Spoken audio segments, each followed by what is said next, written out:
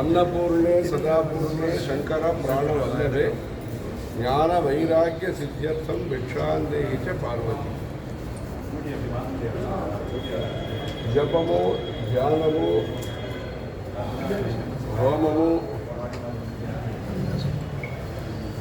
ఇవన్నీ కూడా చేయటం చాలా మంచి విషయము. దీన్ని కాశీ క్షేత్రంలో వెళ్ళి చేయటం ఇంకా గొప్ప విషయము.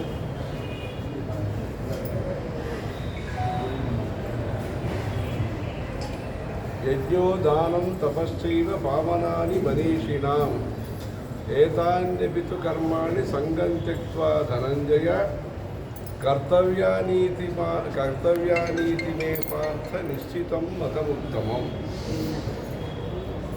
అందుకని యజ్ఞము దానము ఇవన్నీ కూడా చేయాల్సిందే అని కృష్ణ పరమాత్మ చెప్తున్నారు భగవద్గీతలో. అందుకని సర్వసంగ పరిత్యాగం అని వచ్చేంత వరకు ఈ హోమం ఈ పూజలు ఇవన్నీ మనం చేసి కామ్యమైన కోరికలు మనకు ఉంటాయి.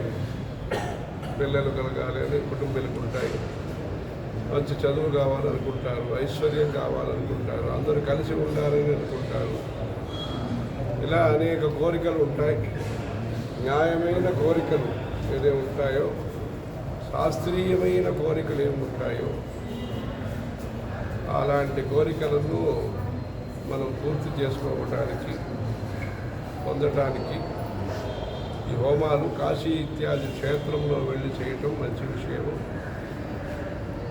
నందుకూరి చంద్రశేఖర వాజపేయి యాజీ వాళ్ళ కుటుంబము అక్కడక్కడ వెళ్ళి చేస్తూ ఉంటారు. ఈ సంవత్సరము కాశీలో వెళ్ళి చేయటానికి వసంత నవరాత్రి సందర్భంలో చేయటానికి ప్రయత్నం చేస్తున్నారు. ఇలాంటి మంచి కార్యక్రమాలన్నీ క్షేత్రయాత్ర అన్ని ప్రజలందరూ వెళ్ళి, ఇదివరకు గణపతి శాస్త్రి గారు కాశీలో వెళ్ళి చేసేవారు. ఇప్పుడు ఈయన తరఫున ఇక్కడి నుంచి చేస్తున్నారు. దానికి ప్రజలందరూ కూడా సహకరిస్తూ కాశీ విశ్వనాథ స్వామి అనుగ్రహం పొందాలి. తమిళ్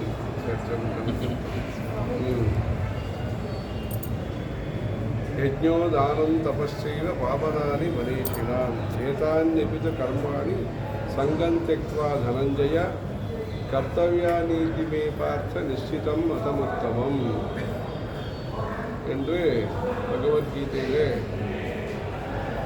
கிருஷ்ண பரமாத்மாவுடைய உபதேசம் இருக்கிறது.